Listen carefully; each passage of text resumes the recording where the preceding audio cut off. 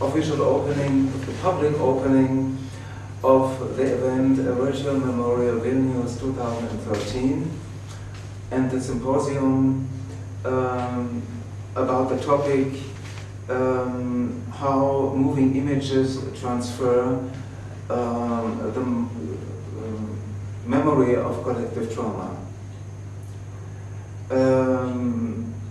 We have the wonderful opportunity, and it is part, essential part of the symposium, that we have 12 artists from different countries, from different cultural backgrounds, with different experiences here in Vilnius, who will form, whose presentations will form the basis for later talks and discussions, and also the internet conference with some other artists around the world. So at the first, I would like to talk about my motivations to start this project at all.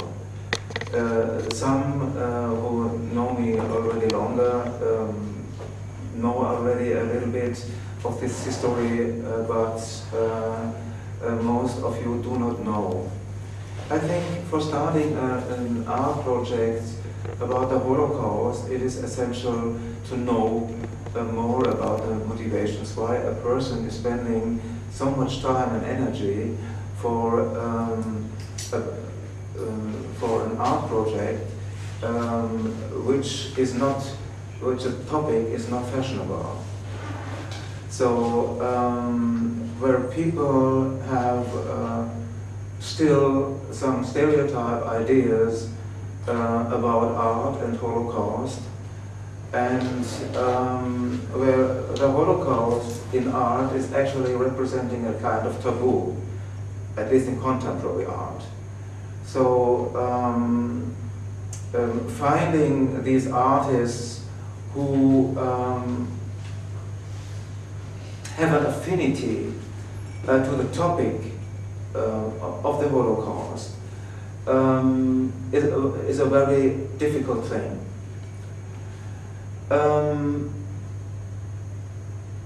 Why or how did I come to the topic? I must say that I'm an artist who is starting projects mostly without a concrete concept yet. It is a basic idea is there, and I actually develop my projects by doing. So it is not an intellectual concept behind. The intellectual concept is developing through the process of the creation. In terms of the Shoah film collection, is still ongoing because the project is not finished. So I can say, retrospectively seen now from my age, that the Holocaust was always inside of me, or the memory of the Holocaust, a kind of genetic condition, you know. Why and how it is like that, I do not know exactly, but during the years when the wall of Berlin was falling in 1989, I learned, after my father died in 1989, shortly before the wall was falling in Berlin, I learned afterwards via my mother that my family, the young family, and some of you are also young families, were persecuted by the Nazis. So it was at the end of World War II, it was about 1943, 1944. And one day my father was kidnapped by the Nazis because my father had different kinds of political opinions, you know. So he did not like the Nazi ideology, and he was expressing this via words and so on. So at this place where he was working. So at that time, my father was working in Dessau. This was famous for building military aircraft, Junkers aircraft. This is very famous in the history of aircraft. And one day my father was kidnapped and did not return home. And my mother did not know what was happening, you know. So she for several days, about 10 days, she heard nothing about my father, so they had no idea what was going on. And one day, after the 10th day, my father suddenly appeared. So he was kidnapped by the Nazis, by the Gestapo, and was imprisoned in a madhouse. So this was a favorite doing by the Nazis for people, for unwanted people who had not the same, who did not like the ideology and so on. So he was imprisoned in a madhouse, and he escaped. My father escaped from there. So at that time, Dessau was already bombed by the Allies. And but it was still Nazi time, and so there were possibilities to escape. So he escaped, and soon after he returned home, my parents needed to fly to another city because the city of Dessau was bombed. So in these confusions, the Nazis did not persecute further. My father was hidden by his family in the city of Jena. This is also in East Germany, where his family came from. So in any case, he had that kind of being persecuted, and obviously it was causing for him such a trauma that he never was speaking about afterwards. So this is an experience which you hear from survivors continuously. You know, nobody was speaking about. So so it was also in this case. So I had no idea about this history. But anyway, much earlier, when I started with art. It was strange. I was choosing topics, not expressively the Holocaust, but Jewish topics. And where could it come from? I hadn't, in my childhood, had no contacts to Jews. I had also not reading books about Jewish issues, or Jewish persecutions, or Jewish culture, or something like this. So, so there was something inside of me which I needed to express, and it was I was painting the menorah, so that this seven-armed candle and so on. But why? You know, nobody knew why, but I did it.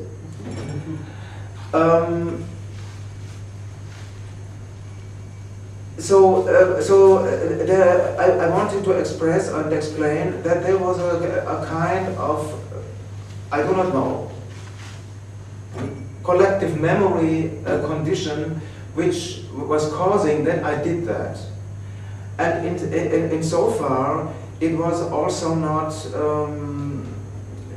no surprise that when the wall of Berlin was falling, I took the chance to travel in Eastern Europe. So I had no idea what I would expect. So I was visiting Auschwitz and all the memorial sites in Poland without any planning. So I had no idea. I just wanted to do it as a tourist, you know. So when I was visiting Krakow, and from Krakow I was visiting then Auschwitz, I got the idea, I felt the need to explore places in eastern part of Poland where Jews were living, and it was a traditional settling area since Katerina the Great. This corridor from Russia to the Black Sea, you know, where since centuries Jews were settling. So I was visiting the places like Radom and Lublin, Przemysl, Sandomierz, and yes, a lot, Białystok, and a lot of these places. And I felt the need to explore monuments of Jewish history, Jewish culture. But there was nothing left, you know. Everything was destroyed. So the only thing which was available was outside of the villages or towns, old Jewish cemeteries. So I started a series of documentations of Jewish cemeteries in Poland, you know. So I have a collection of 50 documentations about Jewish cemeteries. And of course, when I went deeper to the subject matter, I was more and more interested. So I was visiting the memorial site of the concentration camp of Majdanek. And I met the director of the Majdanek State Museum and told him ideas about a project which I felt the need to create, like a reconciliation between Polish people and Germans, and Jewish people and Germans, but only a vague idea. So he said to me, why I would not make a research in Majdanek, and he would offer me a guest room on the area of the concentration camp, and I could stay there as long as I want and as often as I want. Okay, I did not think much further and accepted this. So the first time I was in Majdanek was 2 days, so 2 nights. So it was like a guest room in a hotel, nothing special. The second time, some weeks or some months later, I was 1 week there. So, and then I recognized something which was not pleasant at all, because having my guest room on the area of the concentration camp was meaning, in fact, being imprisoned in the concentration camp, because the museum was opening at 9 o'clock in the morning and closed in the evening at 7 o'clock. And between 7 o'clock in the evening and 9 o'clock in the morning, I was imprisoned in the concentration camp, you know. Those who have been in Majdanek know Majdanek was a concentration camp which was built actually for 500,000 inhabitants. So like a metropole like Vilnius. So this is a tremendous area,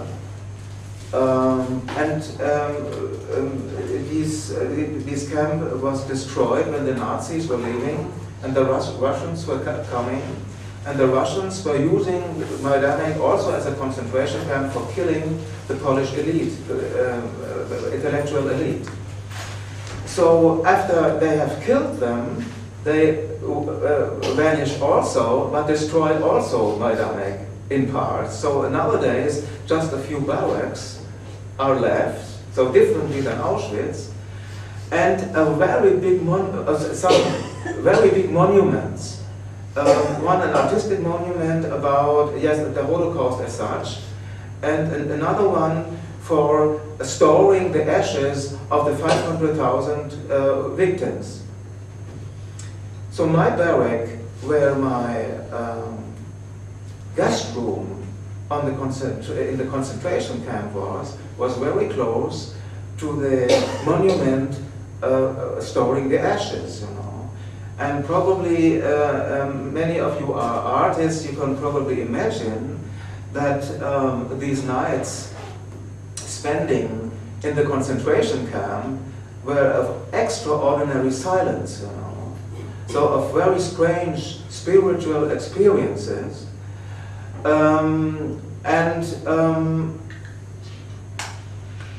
I did that because I felt the need to create, to follow my idea for my project about the Holocaust. You know. Not about this project, but 20 years ago. Then I was the last time in Majdanek about 14 days, so 2 weeks. And especially during this time, I had very strange spiritual experiences, yes, kind of visions, which felt very unpleasant.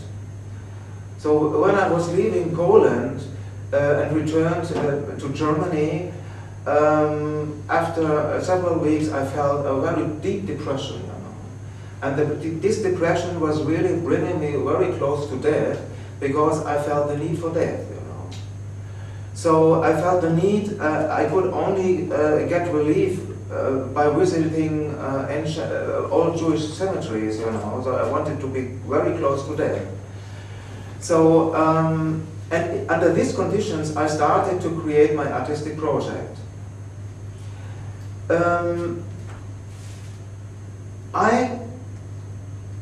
Of course, I am born after the Second World War, so I'm a post-Holocaust, post-World War generation.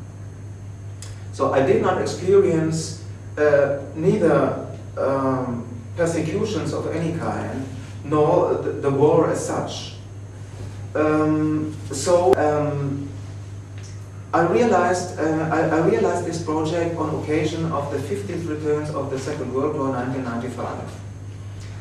And it was planned, the inauguration was planned in Cologne, and afterwards it was shown in 10 Polish museums, among others also in Auschwitz, in Majdanek, in Krakow, in Katowice, in Gdansk, so in 10 Polish places. And after the inauguration in Cologne, the president of the Central Jewish Council in Germany took patronage over this project. So at that time, Ignaz Bubis by name. Ignaz Bubis was a very charismatic person who really re-established the relations between Germans and the Jewish community, you know. So he was a very important person at that time, and it was one of the few times that he took patronage over a project at all. He normally did not do that. But in my case, he felt it was worth to do that. So after he did that, very soon, and by having this patronage, I became a kind of person of public relevance. And I was, from my project was reported in the press and so on. So I received threatening letters, threatening phone calls, anti-Semitic phone calls. And at that time, it was popular that neo-Nazis were sending letter bombs to persons of public relevance. For instance, the mayor of the city of Vienna received at that time a letter bomb and lost his arm.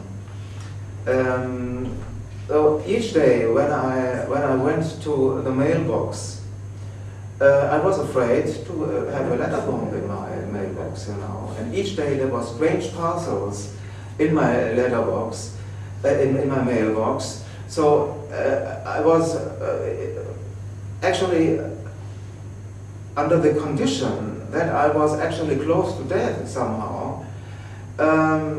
Additionally, a very strong fear appeared, which was lasting about 3 years, you know, the 3 following years. And I had always the idea that sometimes something horrible must happen. So the inauguration was in Cologne, 10 places in Poland. The project returned to Germany. In total, 43 times this project was installed at 43 places in 3 countries. And nearly each month there was an inauguration at another place. And these inaugurations were also very strange, because they were mostly museums where the hosts, and they were inviting survivors, you know. And not just once, but several times, you know, I was attacked by these survivors, you know, because I was a German, you know. And they saw the opportunity to give all the frustration they experienced at this very moment, you know. And I did not know, and also the museum directors did not know how to behave, you know. Because these were some massive attacks, so that after the first attack, verbal attack, not physical attacks, you know. So that after the first attack, I was afraid already what was happening next time, 4 weeks later, you know. And it was really like this then, 1989, 1998, in September. My project was installed in a former synagogue in a place called Wittlich. This is in the southwest of Germany. In Germany, on the countryside, there were sometimes very strong Jewish communities, and they were building really big synagogues. So in one of these former synagogues, a really wonderful place, at my installation, and this became victim of a terror attack. And as a result of this terror attack, several weeks later, now this terror attack was causing a kind of process where I had the feeling that I was dying. So a dying process. And after about 8 weeks, 8 weeks, I was dying by falling in a coma, you know. And some of you know that, but nobody expected that I returned from the coma, you know.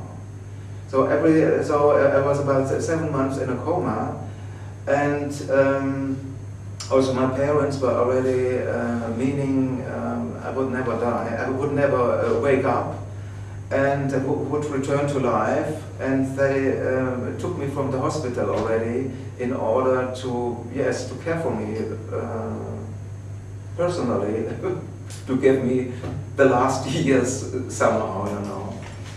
And in this moment I returned to life, but I had to learn everything completely new, eating, drinking, moving, walking, everything, you know. My memory was completely lost, and one thing was lost, which was actually the most shocking of all.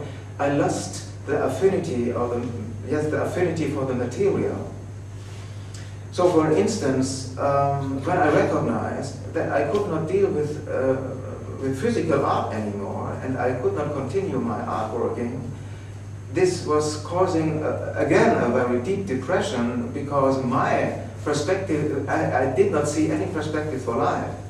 I was really endangered with suicide, you know, for committing suicide for a long period.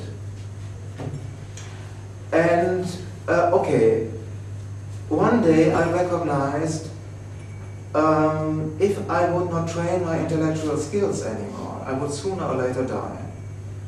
And I did something where I had never get the idea about. I decided to learn programming languages.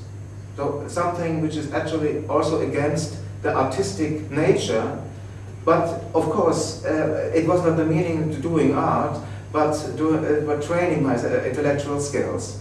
So I started to learn Java, and I felt these logical structures, I had a strong affinity to it, and I learned very easy, you know. So this was really a kind of positive experience which I needed to come up from this depression, you know, to a kind of success experience. And so in the meantime, I returned to life in May 1999. And about August 1999, the war in Kosovo, so former Yugoslavia, was escalating. And I said it must not be that, again, a master race, the Serbs, would make a genocide on people, you know. And I wanted to become active as an artist, but I did not know how. And I got this idea, so I did not lose my creativity, but I got the idea, why not use my skills in programming language or in Java to create something completely new, a new art world by programming, you know. And of course, after a while experimenting, I recognized that programming an art world from 0.0 would last a long time, you know, months, maybe even years, you know.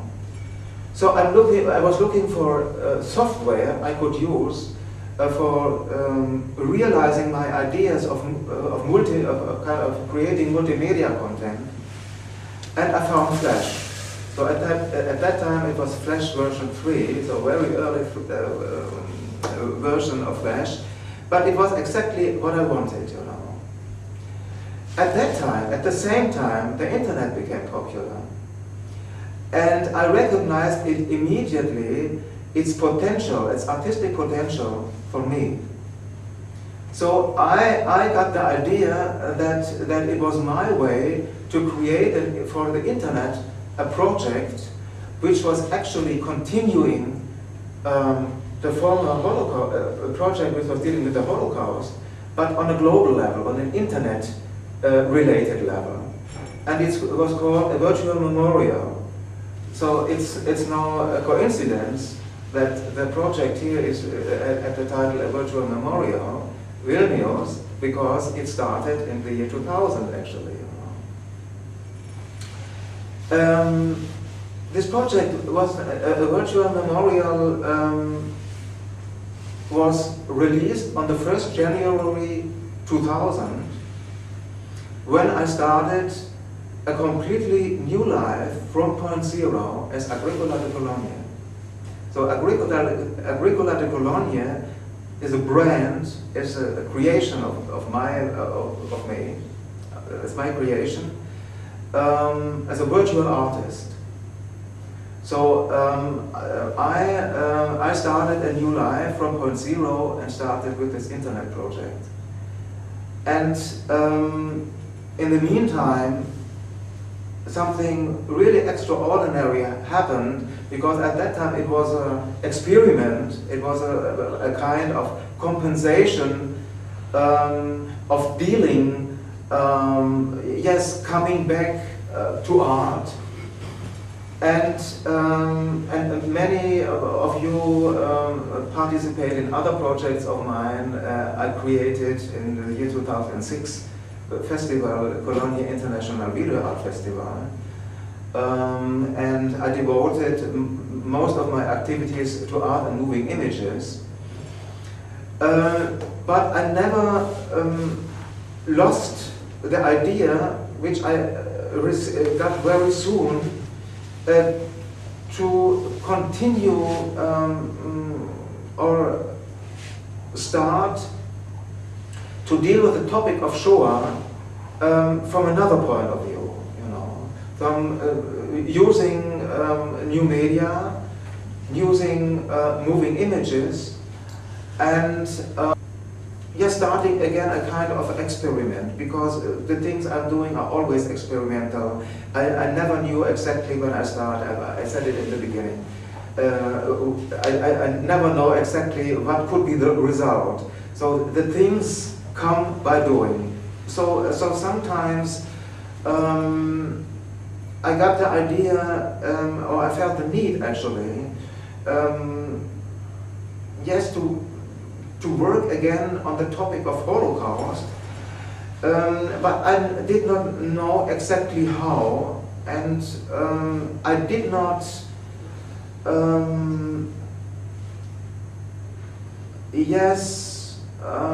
to use the stereotypes which many artists were using, you know.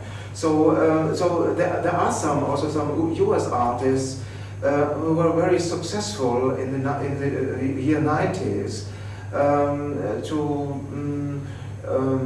to work on this topic of Holocaust, but they were creating themselves stereotypes in contemporary art again.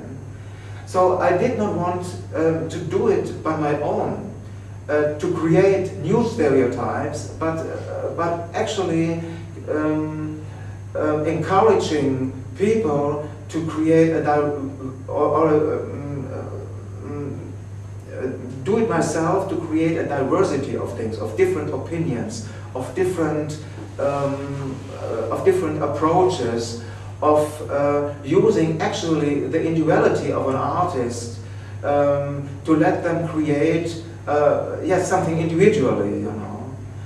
So by working with the internet, it is actually a kind of consequence that you do collaborative works, participatory works, where other people are participating.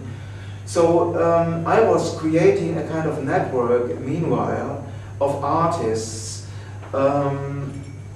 which were participating in my internet-based projects and also in my festival projects. So so it was actually the start of the Shoah film collection, from the idea of creating a network and making an artwork in form of a network. So 2009, I placed a call in internet and invited the artists to submit. At that time, I was not so much focused on moving images yet, but I had different things were possible, also photography and a different kind of media. And I was waiting what kind of submissions were coming. And it was obvious, on one hand, some were interactive, and I think you were also submitting at that time, and you were also submitting at that time, and the other one, the third one, also. On the other hand, the majority of works were moving images, so were videos. And I recognized the potential and the capacity of video for this new project to be created.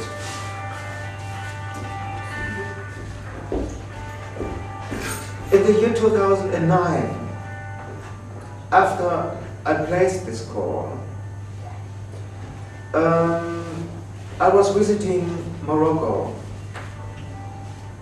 And had a very traumatic experience because I was attacked there by some youth criminals. And I was talking about the coma, 1989, yes. And I was so traumatized by this attack, you know, I was also nearly killed, you know, that when I returned to Cologne, the doctor said, I received the same symptoms of continuous fever attacks which did not want to stop. And my doctor said, we need to put you immediately into an artificial coma, otherwise the same will happen than 10 years before, you know. So I was about 8 weeks in an artificial coma in order to overcome these fever attacks and this traumatization. So I was actually not able at that time to continue my ideas of the Shoah film collection, you know. But anyway, afterwards, you know, I'm always a person who is dead, and then the next moment he's again alive.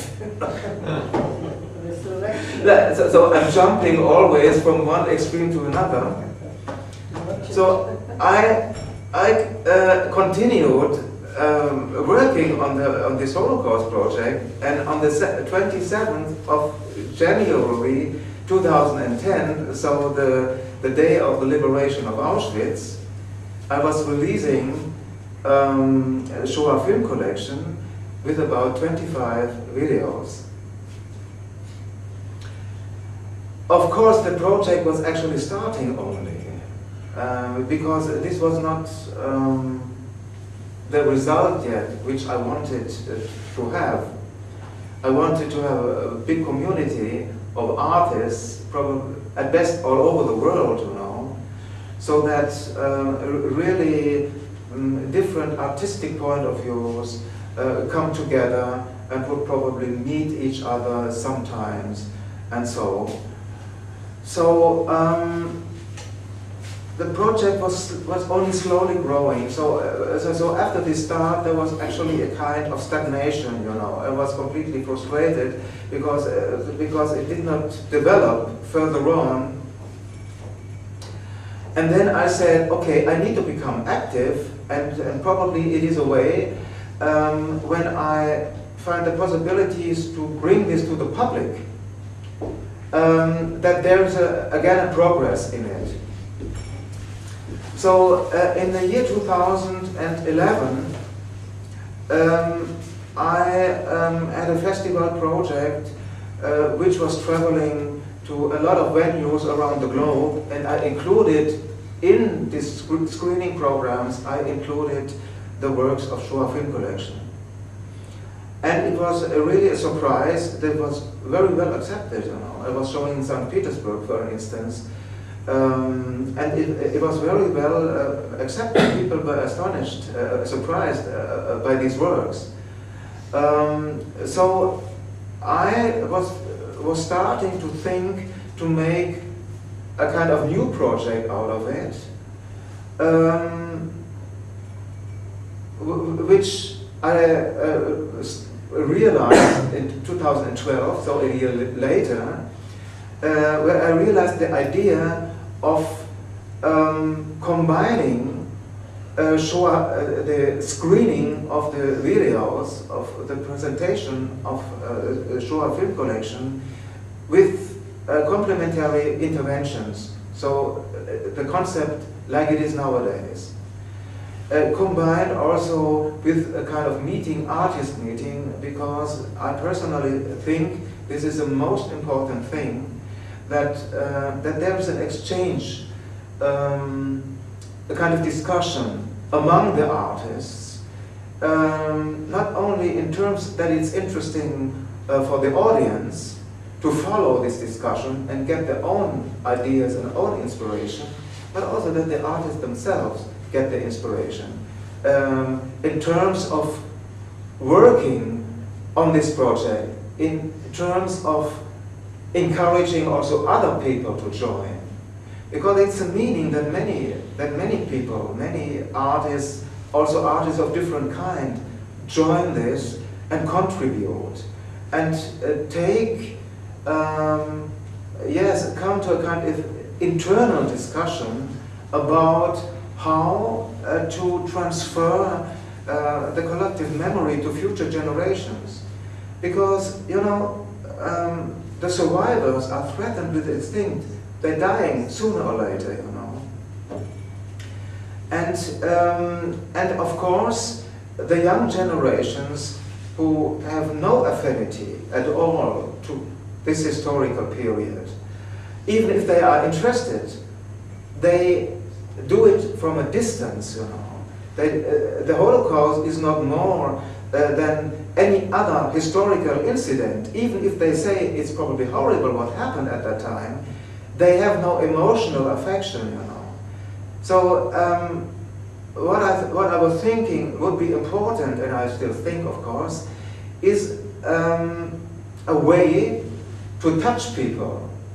On one hand, to touch the artists to become active, to do something, to be creative. On the other hand, to touch the people, because the videos or interactive works or works in general, artworks, are, from my personal point of view, are addressed to an audience, are made for an audience, or need to be made for an audience, so that that the audience is participating and is also becoming included in a discussion, you know. It is actually made, it's a kind of changing perceptions.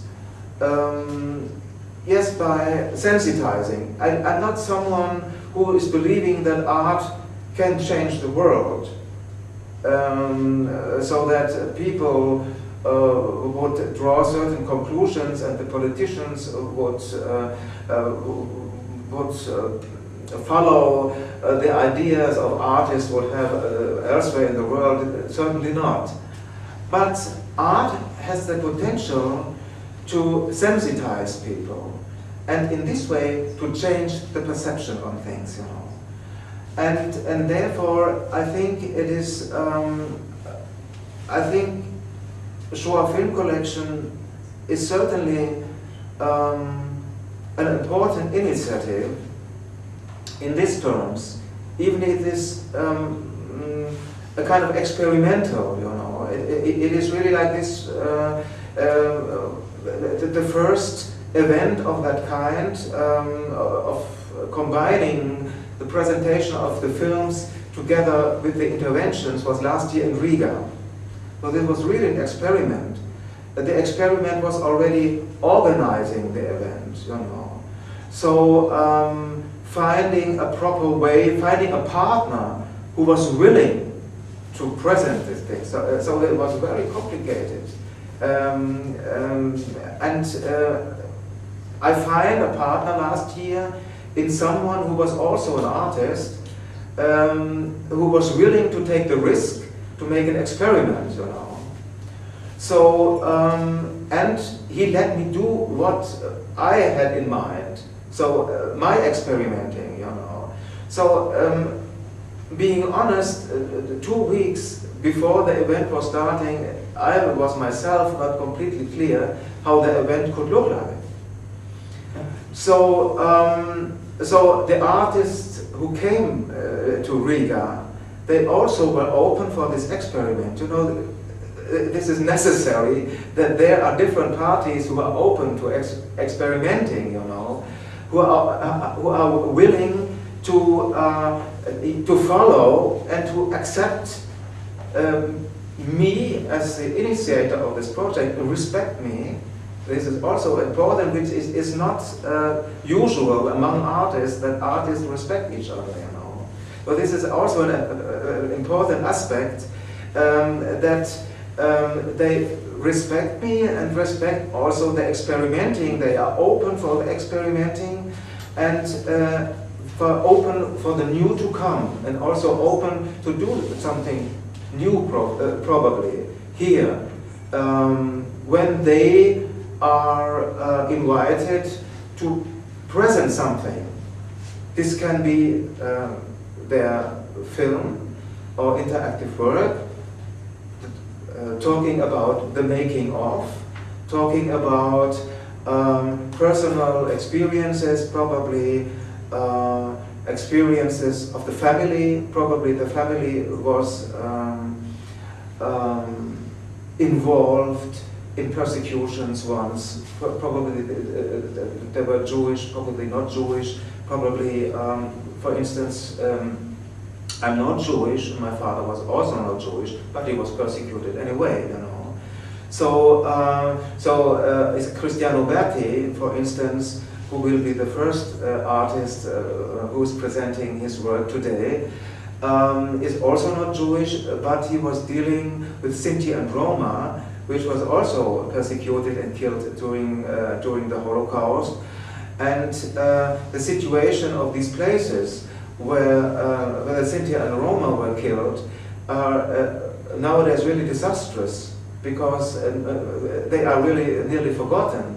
For instance, the concentration camp of Lety in the Czech Republic, this is now an industrial area or something like this, so nobody is caring about this. So it's much more important to keep vivid this memory of this place, on one hand that this was existing and what was happening there, and was also pointing to the country of Czech Republic, which had a strange affinity to these things, you know. If you follow the news in the newspapers, you see the attacks on Sinti and Roma nowadays.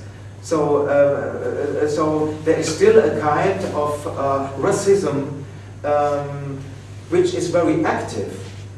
So, so if something, these kind of activities want to change, is of course also the perception other people get somehow. Only, I think only the existence of this project is already doing something, you know.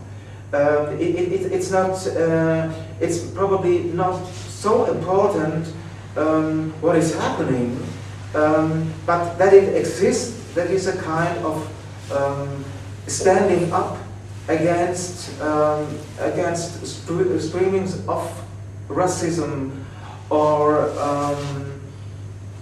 keeping ancient type of stereotypes, you know.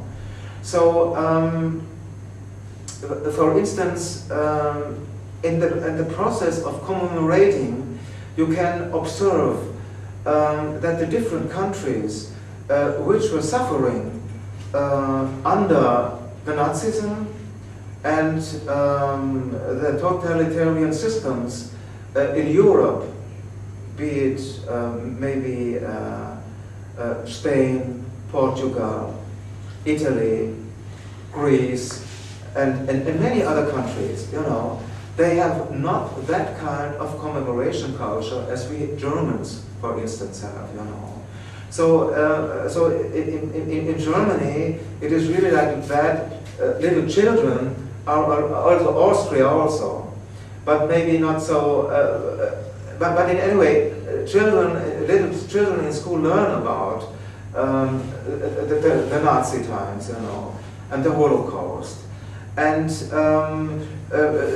that there is a kind of awareness of with young people, you know. So they know it. When I was young, the Nazi time was always excluded in school, you know. So I actually did not know much. If I would not have been some personal interest, I wouldn't have learned anything about that. So, but nowadays it's different. But in different countries, it's different, you know.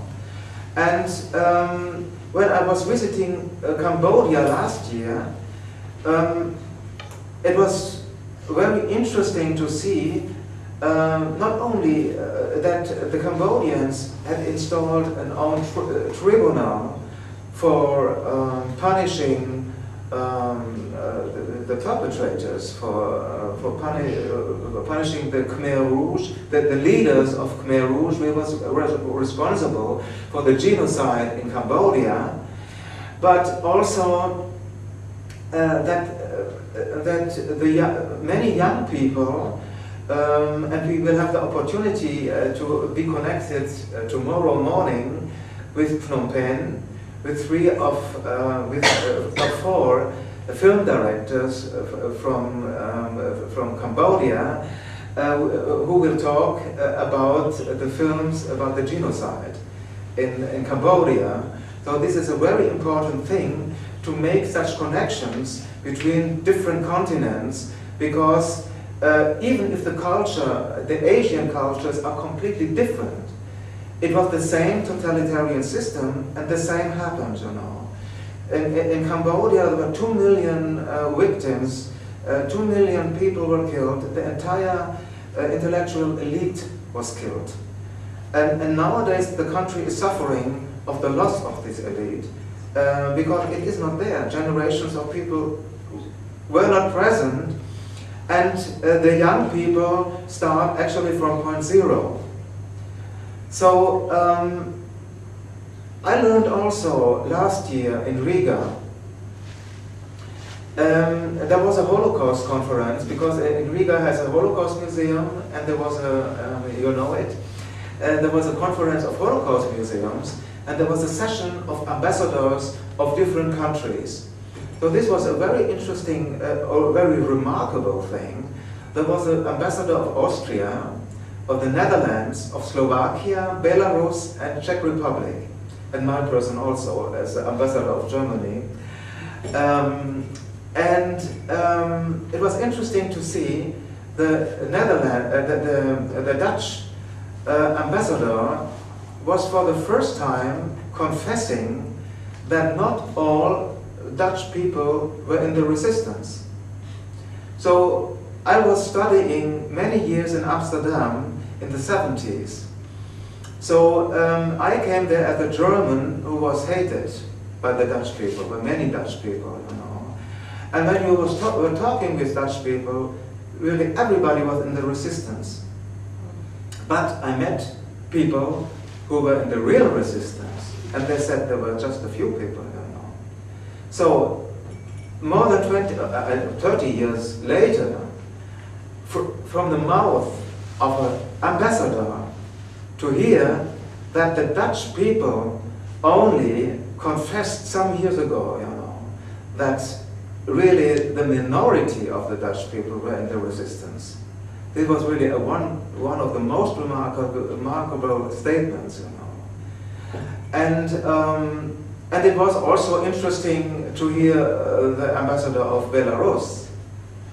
So he said, yes, the Jewish people, they were enriching our culture, you know, and they were part of our culture.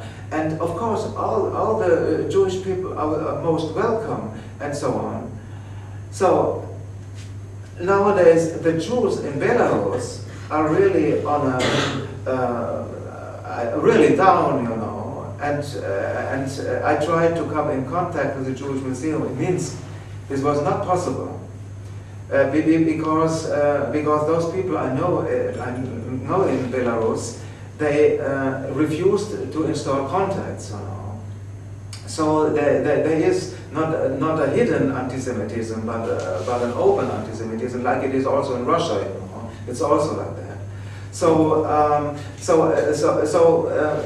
there were different kinds of, in this ambassador session, were different kinds of realities. And I know it better, you know. But anyway, it was very interesting concerning the Netherlands. It is also interesting to hear French people, and you come from France. It is also like this.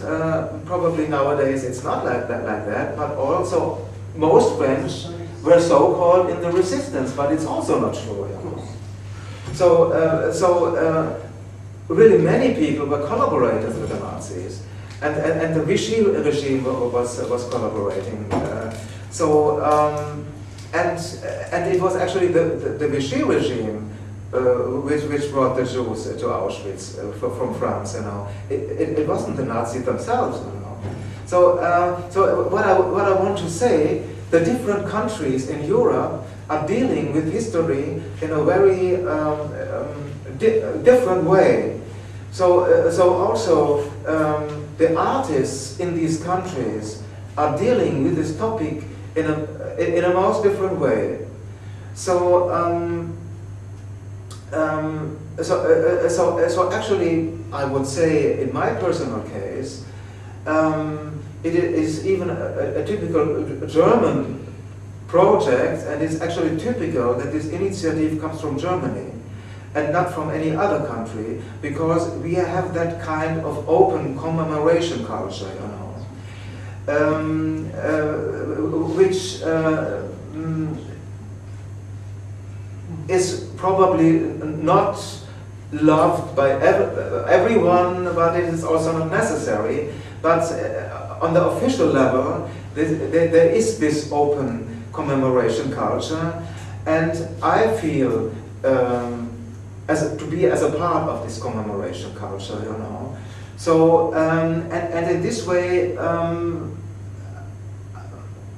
I think, you know, that the Holocaust is, for me, you understood this, I hope, not just facing the Holocaust as a historical phenomenon, also not as, I call it, the worst manifestation of the dark side of human existence, but as a symbol which we need to become, everybody needs to become aware of this, and to prevent that people become discriminated, people of any kind, that tolerance is practiced, that people do not follow stereotypes about other people, you know, that the kind of forming a social behavior between people which is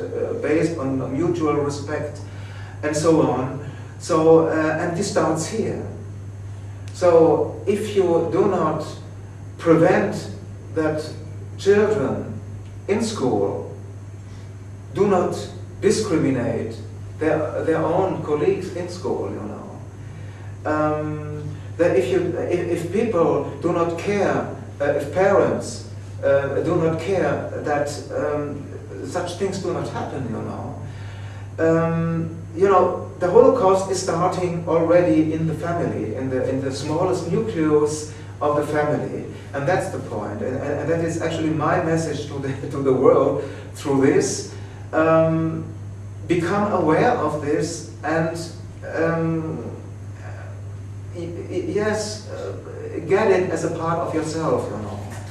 And this can be via education, this can be via art, this can be via discussion, and also very controversial discussion, you know. It's also not the meaning in such a symposium or such a meeting that everybody has to have the same opinion, also about commemorating, also about keeping vivid memory or something. In contrary, it's a forum to collect ideas and probably forming sometimes something new, a kind of new opinion, you know. So and in this way, I'm sure, you know, there will be other events of that kind. You know, when I was preparing this event here, the problems were so profound that I was saying, I don't do it anymore, you know. It was so incredible problems of different kind, in organization, of being funded. The topic is not that topic that people would fund this, you know, and they always find reason not to fund it, you know. And but, you know, being here, preparing the exhibition, preparing the meeting, and especially having you here in person, you know, this changed immediately my my idea to stop it, you know, to stop this work, but continue actually, because I really think it is worth to be done, and it's also worth to meet each other, and to and even if it's only to exchange, even if it's not about the Holocaust, you know, so that that a kind of like-minded people come together and just do something in common, you know, and I think these days will form the opportunity to discuss the works, the films, or in the cases of interactive works, the concepts, the artistic concepts, and have an inspiring effect, a mutual inspiring effect, and also on the audience, even if the audience is not so very much, not so many people here. But last year it was also like this. So, and last year there was the final result when we were leaving Riga, and we had feedback, mutual feedback afterwards. There was a kind of common consensus that this was a very good event, in this sense that we were meeting and we, yes, we all had the change to say our opinion, to talk about the artworks, to bring the own ideas to an audience, even if it's only the audience of the artists or probably some experts. I think this is really worth to be done, and I'm sure there will be a next event next year probably at another place. I hope it very much, and I hope then also to see you all again. And in this way, I think I stop at this point and leave it up to the first contributor. You know, I'm